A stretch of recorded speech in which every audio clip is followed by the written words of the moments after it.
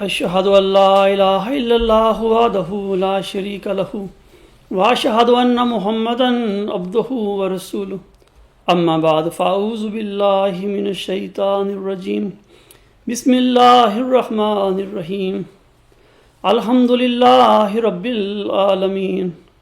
الرحمن الرحیم مالک یوم الدین ایاک نعبد و ایاک نستعین اهدنا الصراط المستقیم صراط الذین انعمت علیہم غیر المغضوب علیہم ولا الضالین۔ خاکسار نے گزشتہ خطبے میں یہ بیان کیا تھا کہ کسی مامور من اللہ کے مقام و مرتبے کا تعین اس پر نازل ہونے والی وحی و الہام ہی کیا کرتا ہے۔ اگر اللہ تعالیٰ اپنی وحی و الہام میں کسی بندے کو نبی اور رسول کہہ کر پکارے تو پھر بلا شک و شبہ وہ اللہ تعالیٰ کا نبی اور رسول ہی ہوتا ہے۔ اللہ تعالیٰ نے حضرت مرزا غلام احمد امام مہدی و مسیح موعود علیہ السلام کی وحی و الہام میں آپ علیہ السلام کو کئی مرتبہ نبی اور رسول کہہ کر پکارا ہے، اور آپ علیہ السلام نے اپنے نبی اور رسول ہونے کا حلفاً اقرار بھی کیا، اور پھر اس اقرار پر اپنی وفات تک قائم رہے۔ اس کی تفصیل خاکسار نے اپنے گزشتہ خطبے میں بیان کی تھی۔ حضرت مرزا صاحب علیہ السلام کا نبی اور رسول ہونے کا دعویٰ قطعی طور پر آپ علیہ السلام کی تحریرات سے ثابت ہے۔ آج کی خطبے کی موضوع کی طرف آنے سے پہلے خاکسار یہ واضح کرنا چاہتا ہے کہ حضرت مرزا غلام احمد علیہ السلام نے کس قسم کی نبوت کا دعویٰ کیا تھا۔ آپ علیہ السلام نے صرف امتی بروزی اور ذلی نبوت کا دعویٰ کیا اور تشریحی نبوت سے انکار کیا۔ اس کی تفصیل آپ کی کتب میں جگہ جگہ ملتی ہے، جیسا کہ آپ علیہ السلام فرماتے ہیں، میں اس کے رسول صلی اللہ علیہ وسلم پر دلی صدق سے ایمان لایا ہوں اور جانتا ہوں کہ تمام نبوتیں اس پر ختم ہیں اور اس کی شریعت خاتم الشرائع ہے، مگر ایک قسم کی نبوت ختم نہیں، یعنی وہ نبوت جو اس کی کامل پیروی سے ملتی ہے اور جو اس کے چراغ سے نور لیتی ہے وہ ختم نہیں، کیونکہ وہ محمدی نبوت ہے، یعنی اس کا ذل اور اس کے ذریعہ سے ہے اور اس کا مظہر ہے اور اس سے فیض یاب ہے۔ اس کا حوالہ ہے چشمہ معرفت 1908 روحانی خزائن جلد 23 صفحہ 340۔ اسی طرح آپ علیہ السلام فرماتے ہیں، صرف اس نبوت کا دروازہ بند ہے جو احکام شریعت جدیدہ ساتھ رکھتی ہو۔ صرف اس نبوت کا دروازہ بند ہے جو احکام شریعت جدید ساتھ رکھتی ہو، یا ایسا دعویٰ ہو جو آن حضرت صلی اللہ علیہ وسلم کی اتباع سے الگ ہو کر دعویٰ کیا جائے۔ لیکن ایسا شخص جو ایک طرف اس کو خدا تعالیٰ اس کی وحی میں امتی بھی قرار دیتا ہے، پھر دوسری طرف اس کا نام نبی بھی رکھتا ہے، یہ دعویٰ قرآن شریف کی روح سے کے احکامات کے مخالف نہیں۔ یہ دعویٰ قرآن شریف کے احکامات کے مخالف نہیں، کیونکہ یہ نبوت بباعث امتی ہونے کے دراصل آن حضرت صلی اللہ علیہ وسلم کی نبوت کا ایک ذل ہے، کوئی مستقل نبوت نہیں۔ براہین احمدیہ حصہ پنجم 1905 روحانی خزائن جلد 21 صفحہ 352۔ اسی طرح پھر آپ علیہ السلام فرماتے ہیں، عقیدہ کی روح سے جو خدا تم سے چاہتا ہے وہ یہی ہے کہ خدا ایک ہے اور محمد صلی اللہ علیہ وسلم اس کا نبی اور خاتم الانبیاء ہے اور سب سے بڑھ کر ہے۔ اب بعد اس کے کوئی نبی نہیں مگر وہی جس پر بروزی طور پر محمدیت کی چادر پہنائی گئی۔ اس کا حوالہ ہے کشتی نو 1902 روحانی خزائن جلد 19 صفحہ 15 تا 16۔ اسی سلسلے میں آپ علیہ السلام مزید فرماتے ہیں، اور ایک اور نادانی یہ ہے کہ جاہل لوگوں کو بھڑکانے کے لیے کہتے ہیں کہ اس شخص نے نبوت کا دعویٰ کیا ہے، حالانکہ یہ ان کا سراسر افطرا ہے، بلکہ جس نبوت کا دعویٰ کرنا قرآن شریف کی روح سے منع معلوم ہوتا ہے ایسا کوئی دعویٰ نہیں کیا گیا۔ صرف یہ دعویٰ ہے کہ ایک پہلو سے میں امتی ہوں اور ایک پہلو سے میں آن حضرت صلی اللہ علیہ وسلم کے فیض نبوت کی وجہ سے نبی ہوں، اور نبی سے مراد صرف اس قدر ہے کہ خدا تعالیٰ سے بکثرت شرف مکالمہ و مخاطبہ پاتا ہوں۔ اس کا حوالہ ہے حقیقت الوحی 1907 روحانی خزائن جلد 22 صفحہ 406۔ بعض لوگ سوال کرتے ہیں کہ امتی بروزی یا ذلی نبوت کی اصطلاحیں پہلے زمانوں میں مستعمل نہیں تھیں، اب مرزا صاحب نے کیوں اختیار کی؟ اس سوال کے جواب میں امام جماعت احمدیہ اصلاح پسند حضرت عبدالغفار جنبہ علیہ السلام فرماتے ہیں کہ اس کی دو وجوہات ہیں۔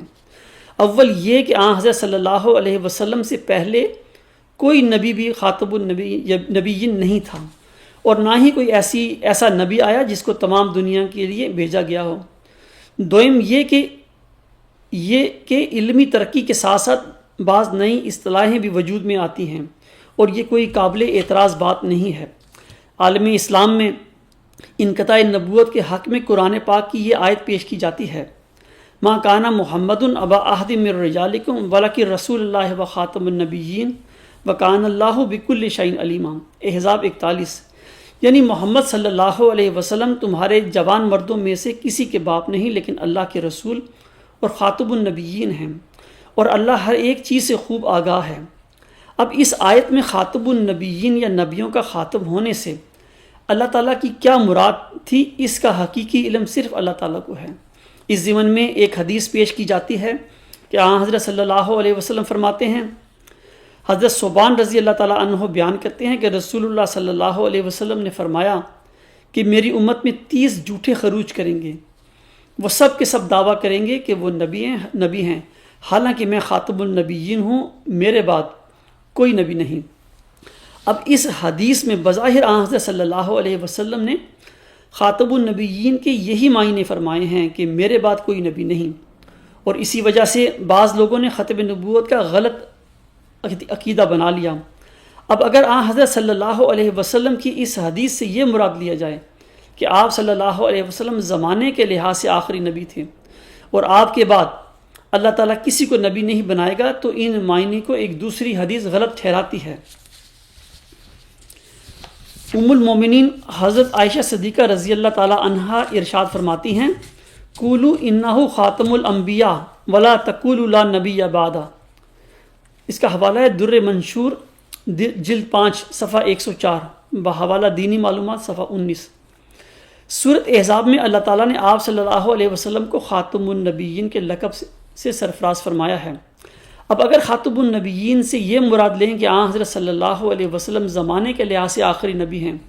تو ان معنی کو قرآن پاک کی دوسری آیات غلط ٹھہراتی ہے۔ مثلا اللہ تعالیٰ سورۃ اعراف کی آیت 36 میں فرماتا ہے، یا بنی آدم اما یاتینکم رسل منکم یقصون علیکم آیاتی فمن اتقی واصلح فلا خوف علیہم ولا هم یحزنون۔ یعنی اے آدم کے بیٹو، اگر تمہارے پاس تم میں سے رسول بنا کر بھیجے جائیں اس طرح کہ وہ تمہارے سامنے میری آیات پڑھ کر سناتے ہوں، تو جو لوگ تقوی اختیار کریں گے اور اصلاح کریں گے، ان کو نہ کوئی خوف ہوگا اور نہ غمگین ہوں گے۔ خاکسار نے اپنے ایک گزشتہ خطبہ امت محمدیہ میں نبوت کی حقیقت میں سورۃ فاتحہ کی آیت 6 اور 7، سورۃ النساء کی آیت 70 اور سورۃ الحج کی آیت 76 اور سورۃ الاعراف کی آیت 36 کی روشنی میں قطعی طور پر ثابت کیا تھا کہ اللہ تعالیٰ نے حضرت صلی اللہ علیہ وسلم کو سورۃ احزاب کی آیت 41 میں خاتم النبیین کا خطاب عنایت فرما کر بنی نوع انسان کے لیے اپنی نبوی نعمت کا ہرگز اختتام نہیں فرمایا، بلکہ نبوی نعمت کو حضرت صلی اللہ علیہ وسلم کی غلامی میں قیامت تک جاری فرمایا ہے۔ یعنی خاتم النبیین سے یہ مراد ہے کہ آپ صلی اللہ علیہ وسلم پر تشریع نبوت ختم ہو چکی ہے، اور قرآن مجید آخری شرعی کتاب ہے۔ اب آپ صلی اللہ علیہ وسلم کے بعد نہ کوئی شرعی نبی آ سکتا ہے، اور نہ ہی کوئی ایسی تعلیم آ سکتی ہے جو قرآن مجید کو منسوخ کر دے۔ انہی معنوں میں آپ صلی اللہ علیہ وسلم آخری نبی ہیں، ورنہ نبوت کا انعام تو جاری و ساری ہے، اور آپ صلی اللہ علیہ وسلم کی غلامی اور ذلیت میں یہ انعام مل سکتا ہے۔ اور حضرت مرزا صاحب علیہ السلام نے جس نبوت کا دعویٰ کیا وہ یہی نبوت ہے، یعنی امتی ذلی یا بروزی نبوت۔ اور آپ علیہ السلام نے جس نبوت کا انکار کیا ہے وہ تشریعی نبوت ہے، یعنی شریعت والی نبوت ہے۔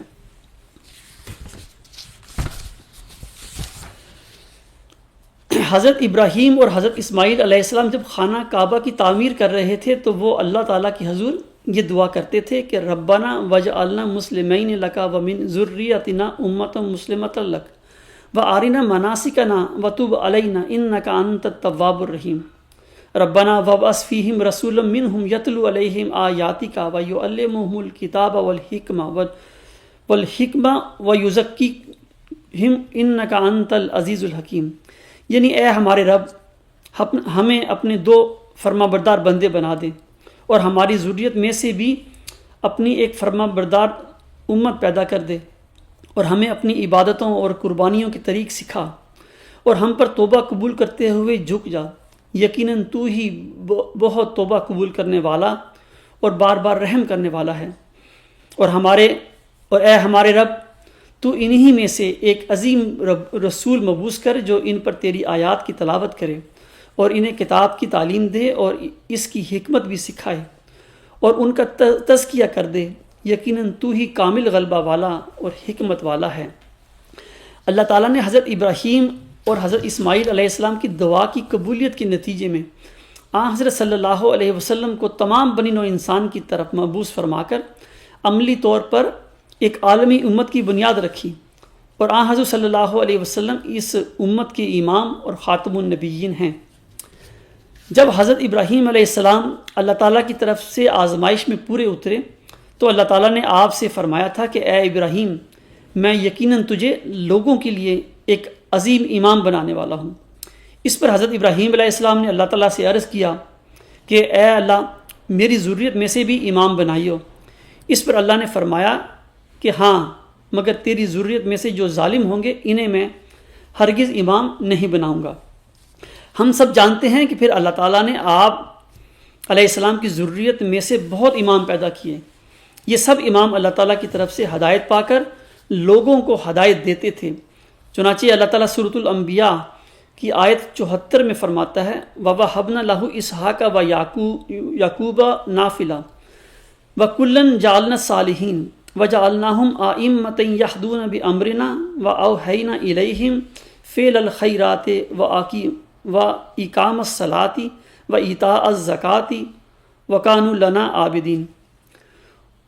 اور اسے ابراہیم علیہ السلام کو ہم نے اسحاق عطا کیا اور پوتے کے طور پر یعقوب،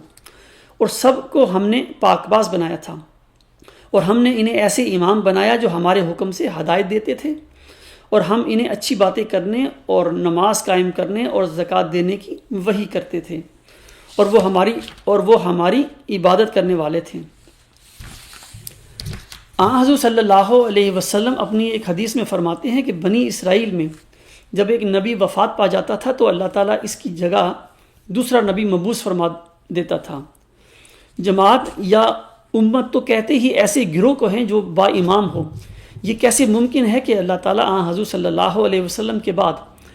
آپ کی امت کو یا جماعت کو بے امام چھوڑ دے، یا ایسی امامت سے بکلی محروم کر دے جو اللہ تعالیٰ سے ہدایت پا کر امت میں امامت کے فرائض سر انجام دیں۔ امر واقعہ یہ ہے کہ اللہ تعالیٰ نے سورۃ نور کی آیت 56 میں ائمۃ یہدون بامرنا، یعنی اللہ کے حکم سے ہدایت دینے والے خلفاء کی خلافت یا امامت کے ایک دائمی سلسلے کا وعدہ عطا فرمایا ہے۔ اور اسی آیت کی تفسیر میں حضور صلی اللہ علیہ وسلم نے فرمایا تھا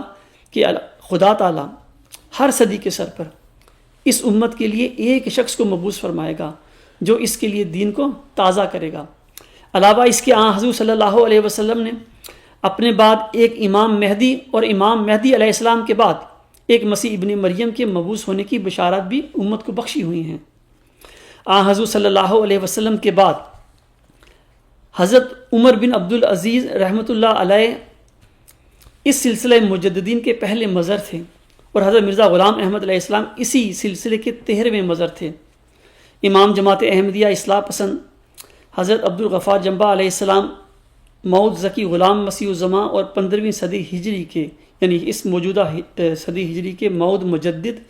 اپنے مضمون ختم نبوت کے بعد کیا مجددیت بھی ختم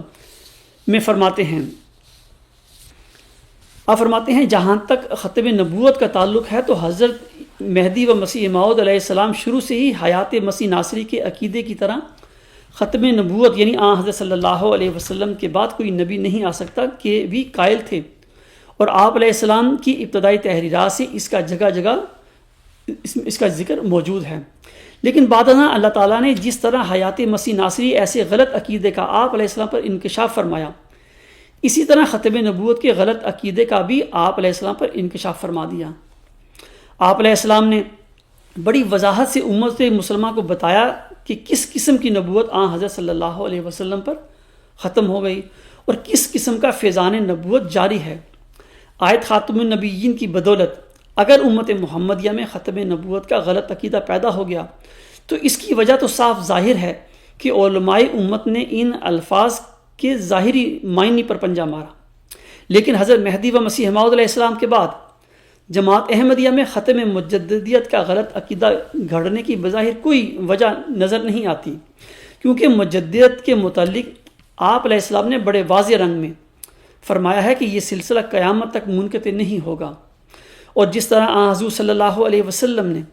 اللہ تعالیٰ سے خبر پا کر اپنے بعد ایک غلام نبی یعنی مہدی کی خبر دی تھی، اسی طرح اس غلام نبی یعنی مرزا غلام احمد علیہ السلام نے یعنی مہدی علیہ السلام نے بھی اپنے بعد اللہ تعالیٰ سے خبر پا کر اپنے بعد ایک موعود مجدد کی خبر دی ہے۔ ذکی غلام، جس کی خبر 20 فروری 1886 کی الہامی پیشگوئی میں موجود ہے، اسی کو حضور علیہ السلام نے مسلم موعود کا نام دیا ہے۔ یہ مسلم موعود دراصل مجدد موعود ہی تو ہے۔ ایک مجدد موعود کی خبر کے باوجود جماعت احمدیہ میں ختم مجددیت کا غلط عقیدہ قائم کرنے سے بڑھ کر اور کیا ظلم اور فساد ہو سکتا ہے؟ اگر ختم مجددیت کا فتنہ پھیلانے والے یہ سمجھتے ہیں کہ خلیفہ ثانی ہی وہ موعود مجدد یا مصلح تھے تو یہ ان کی سخت غلطی ہے، کیونکہ خلیفہ ثانی تو اس موعود مجدد کی پیشگوئی کے دائرہ ہی میں نہیں آتے، اور اگر آتے ہیں تو اس کا بھاری ثبوت محمودی خلفاء اور علماء کے سر پر ہے۔ حضور صلی اللہ علیہ وسلم نے اپنے بعد کم از کم ایک غلام نبی کی بشارت بخشی تھی، لیکن اس بشارت اور وعدے کے باوجود لوگوں نے غلط فہمی سے آیت خاتم النبیین کے ظاہری مفہوم کا سہارا لے کر امت محمدیہ میں ختم نبوت کا غلط عقیدہ قائم کر لیا۔ اس طرح حضرت مہدی موعود علیہ السلام نے اپنے بعد ایک موعود مجدد کی خبر دی تھی، لیکن اس کے باوجود بعض نفسانی لوگوں نے نام نہاد خلافت کے نام پر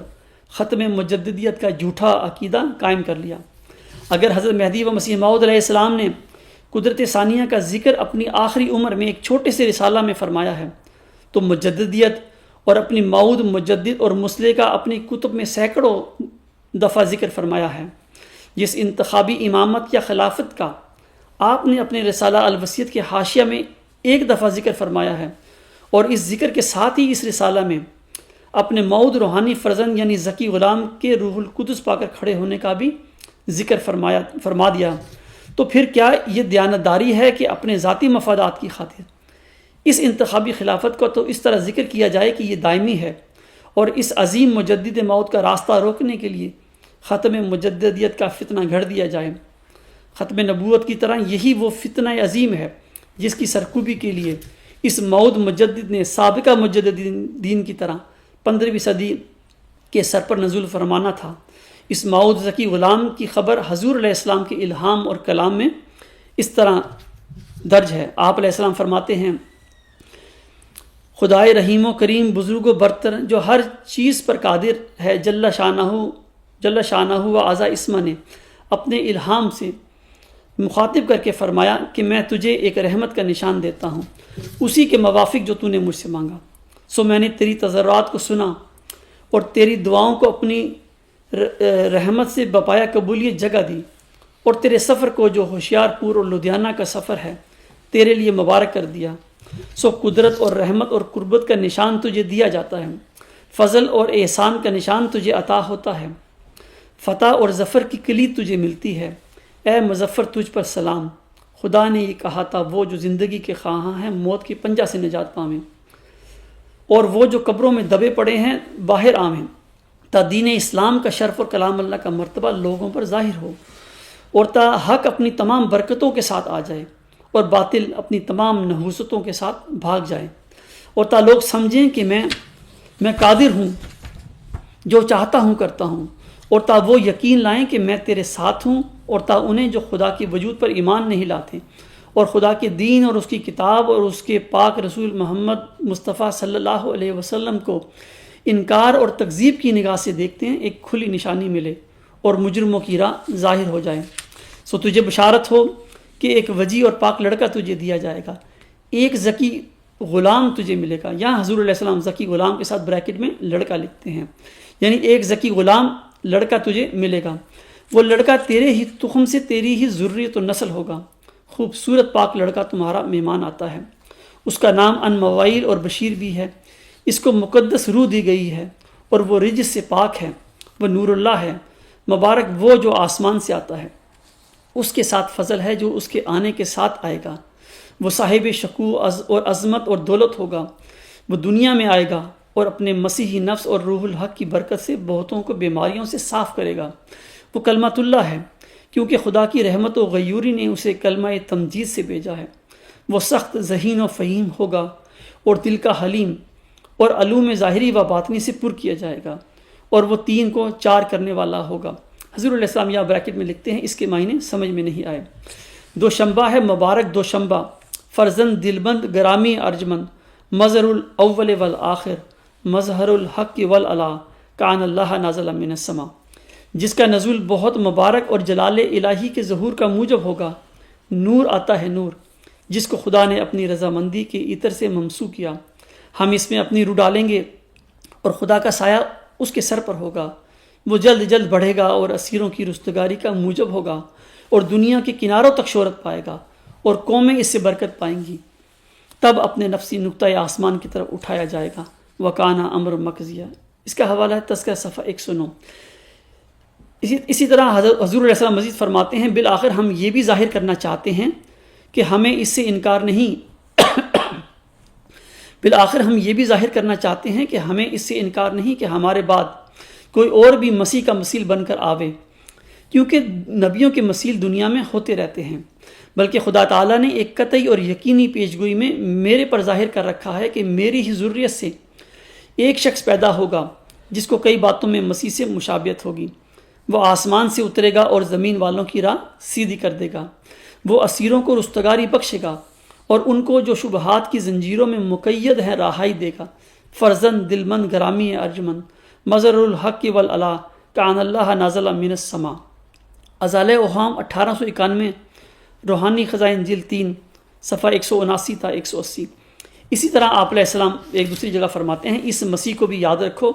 جو اس عاجز کی ذریت میں سے ہے، جس کا نام ابن مریم بھی رکھا گیا ہے، کیونکہ اس عاجز کو براہین میں مریم کے نام سے پکارا گیا ہے۔ روحانی خزائن جلد 3، صفحہ 318۔ اسی طرح ایک دوسری جگہ آپ علیہ السلام فرماتے ہیں، ایک اولو العزم پیدا ہوگا، وہ حسن اور احسان میں تیرا نظیر ہوگا، وہ تیری ہی نسل سے ہوگا۔ فرزند دلبند گرامی ارجمند، مظہر الاول والعلا، کان اللہ نازل من السما۔ روحانی خزائن جلد 3، صفحہ 442 تا 443۔ ان حوالہ جات سے ثابت ہوتا ہے کہ حضور علیہ السلام کے بعد ایک مجدد یعنی مسلم موعود کی قطعی خبر موجود ہے۔ تجدید کے سلسلے میں حضرت مہدی و مسیح موعود علیہ السلام کے مندرجہ بالا فرمودات بہت واضح ہیں۔ ان فرمودات کے ہوتے ہوئے افراد جماعت احمدیہ کو مجددین کے سلسلہ جاریہ کے متعلق کسی قسم کا ابہام نہیں ہونا چاہیے۔ اگر کوئی حضرت بانی جماعت کے اس نقطۂ نظر سے انحراف کرتا اور اس کی تردید کرتا ہے تو وہ آپ علیہ السلام کا سچا جانشین نہیں بلکہ کوئی نفس پرست ہے۔ آپ علیہ السلام کے بقول مجددین کا سلسلہ قیامت تک کے لیے جاری ہے، اور آپ کے بعد بھی مجددین ضرور آئیں گے، اور ایک موعود مجدد کی بشارت تو اللہ تعالیٰ نے آپ کو بخشی ہوئی ہے۔ دوسرے یہ کہ دنیا کو ہمیشہ بتازہ یقینی معرفت اور نشانوں کی ضرورت رہتی ہے، اور اسلام کا خدا ہمیشہ اور خاص کر صدی کے سر پر اپنے کسی بندے کو ضرور مبعوث فرماتا ہے تا مخالفین کو سچائی، حقیقت نمائی اور پردہ دری کی روح سے ملزم کرے، اور اس طرح خدا تعالیٰ کی دین کو نہ صرف نکھارتا ہے بلکہ ادیان باطلہ پر اسے غالب کر کے بھی دکھاتا ہے۔ جیسا کہ آپ علیہ السلام فرماتے ہیں، اب یہ بھی یاد رہے کہ وہ اسلام جس کی خوبیاں ہم بیان کر چکے ہیں وہ ایسی چیز نہیں ہے جس کے ثبوت کے لیے ہم صرف گزشتہ کا حوالہ دیں اور محض قبروں کے نشان دکھلاویں۔ اسلام مردہ مذہب نہیں تا یہ کہا جائے کہ اس کی سب برکات پیچھے رہ گئی ہیں اور آگے خاتمہ ہے۔ اسلام میں بڑی خوبی یہی ہے کہ اس کی برکات ہمیشہ اس کے ساتھ ہیں، اور وہ صرف گزشتہ قصوں کا سبق نہیں دیتا بلکہ موجودہ برکات پیش کرتا ہے۔ دنیا کو برکات اور آسمانی نشانوں کی ہمیشہ ضرورت ہے، یہ نہیں کہ پہلے تھی اور اب نہیں ہے۔ ضعیف اور عاجز انسان جو اندھے کی طرح پیدا ہوتا ہے ہمیشہ اس بات کا محتاج ہے کہ آسمانی بادشاہت کا اس کو کچھ پتہ لگے، اور وہ خدا جس کے وجود پر ایمان ہے اس کی ہستی اور قدرت کے کچھ آثار بھی ظاہر ہوں۔ پہلے زمانہ کے نشان دوسرے زمانہ کے لیے کافی نہیں ہو سکتے، کیونکہ خبر معائنہ کی مانند نہیں ہو سکتی، اور امتداد زمانہ سے خبریں ایک قصہ کے رنگ میں ہو جاتی ہیں۔ ہر یک نئی صدی جو آتی ہے تو گویا ایک نئی دنیا شروع ہوتی ہے۔ اس لیے اسلام کا خدا جو سچا خدا ہے ہر یک نئی دنیا کے لیے نئے نشان دکھلاتا ہے، اور ہر یک صدی کے سر پر، اور خاص کر ایسی صدی کے سر پر جو ایمان اور دیانت سے دور پڑ گئی ہے اور بہت سی تاریکیاں اپنے اندر رکھتی ہے، ایک قائم مقام نبی کا پیدا کر دیتا ہے جس کے آئینہ فطرت میں نبی کی شکل ظاہر ہوتی ہے، اور وہ قائم مقام نبی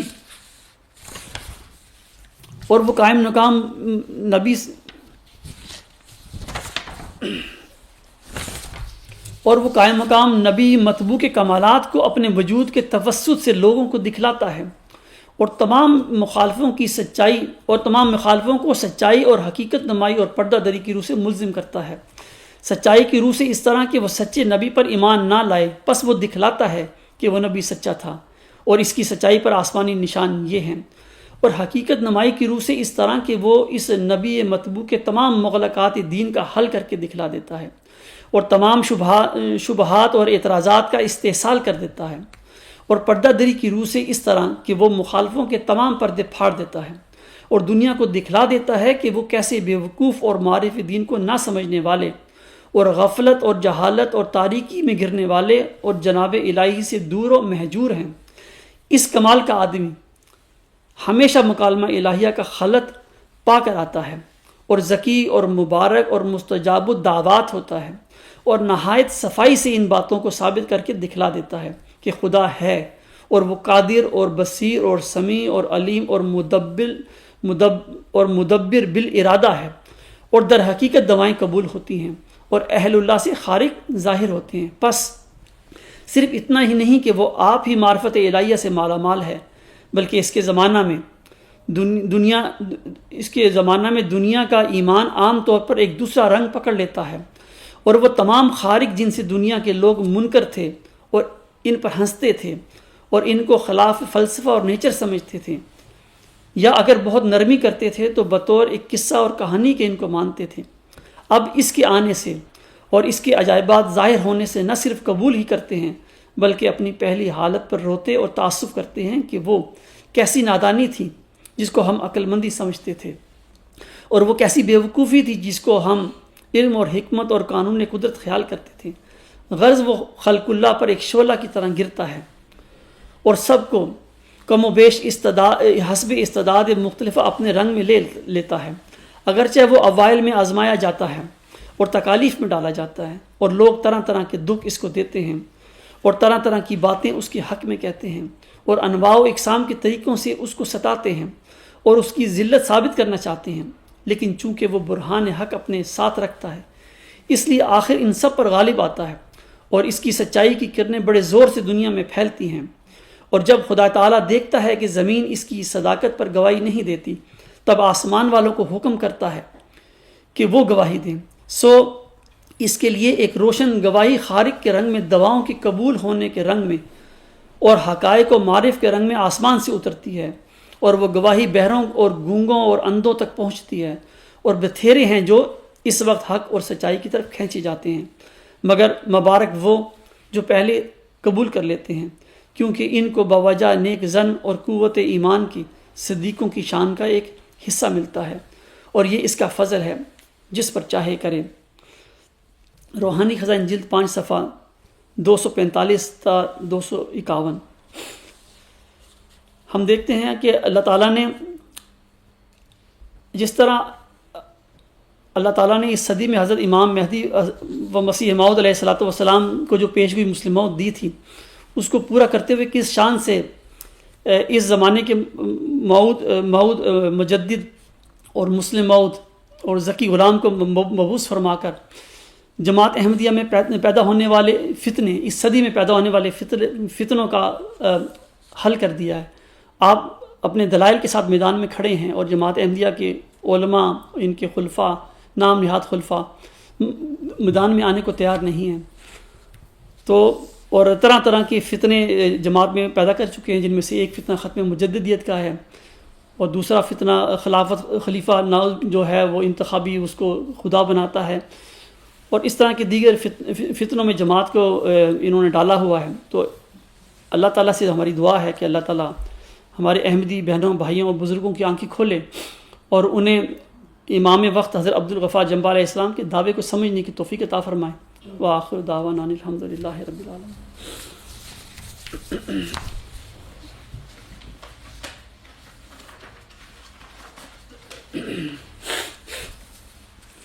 الحمد للہ نحمدہ ونستعینہ ونستغفرہ ونؤمن بہ ونتوکل علیہ ونعوذ باللہ من شرور انفسنا ومن سیئات اعمالنا من یہدہ اللہ فلا مضل لہ ومن یضللہ فلا ہادی لہ ونشہد ان لا الہ الا اللہ وحدہ لا شریک لہ ونشہد ان محمدا عبدہ ورسولہ۔ عباد اللہ رحمکم اللہ، ان اللہ یامر بالعدل والاحسان وایتاء ذی القربى وینہی عن الفحشاء والمنکر والبغی یعظکم لعلکم تذکرون۔ اذکروا اللہ یذکرکم وادعوہ یستجب لکم ولذکر اللہ اکبر۔